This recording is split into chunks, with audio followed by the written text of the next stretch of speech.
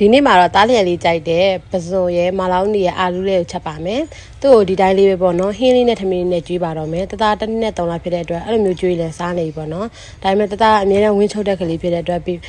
မမေကတော့တစ်ပတ်ကို3ရက်ဖြစ်ဖြစ်2ရက်ဖြစ်ဖြစ်ဆံပြုတ်လေးတွေအမြဲတမ်းလှုပ်ကြည့်ဖြစ်တယ်ပေါ့နော်ဒီနေ့မှာတော့ကျက်သွန်လေးတစ်လုံးရဲ့မြေပဲစီလေးနဲ့တုံထားတယ်ပေါ့နော်မြေပဲစီလေးရဲ့စီတက်မယ်စီတက်လို့လည်းနည်းနွန်းလာပြီးမှုေးလာပြီးဆိုရင်ပစုံထည့်မယ်ပြီးရင်အာလူးထည့်မယ်ပြီးရင်မလောင်းနေလေးထည့်လိုက်မယ်ပေါ့နော်တသားကတနေ့ပြည့်တဲ့အတွက်ဒီလိုဟင်းလေးတွေနဲ့ထမင်းလေးနဲ့တသက်ခွဲကျွေးလို့ရနေပြီပေါ့နော်အဲကဲလို့6လ8လဆိုလို့ရှိရင်လည်းဒီဟာလေးတွေအရေးလေးဆက်ဆက်လေးနဲ့ထည့်ပြီးတော့ကြိတ်ပြီးတော့ကျွေးနေရတယ်ပေါ့နော်ပစုံကကြတော့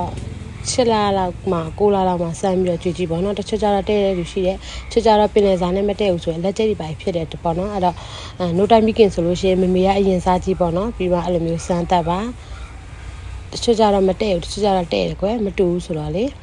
ဒီဟာလေးတွေနွန်းလာပြီဆိုလို့ရှိရင်ကြိတ်ထားတဲ့ပစုံလေးပေါ့နော်အေးရတော့မကြိတ်ထားတော့တုံးလေးတွေပဲတုံထားပါတယ်ခုရဒီကပစုံလေးတွေပေါ်နေပြီပေါ့နော်ပစုံလေးကိုထည့်မယ်ပြီးသွားလို့ရှိရင်ဥနီထည့်မယ်အာလူးထည့်မယ်ဒါကကြတော့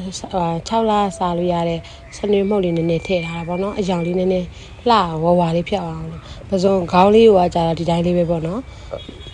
ပလဲဝါမှာဆိုလို့ဒီတိုင်းတာလေးလောက်ထားပါတယ်ဒါပေမဲ့လည်းချက်တော့လည်းပလဲဝါပါတယ်အဲ့တိုင်းလေးကိုနည်းနည်းလေးမှုတ်လိုက်မယ်ပေါ့ကွယ်ပြီးတော့အမကိုရေထဲပေါ့ကိုရေလိုတလောက်ပေါ့အာလူးနူးတဲ့အထိအာလာဦးနီနူးတဲ့အထိရေလေးတစ်ဆက်လေးထည့်လိုက်မယ်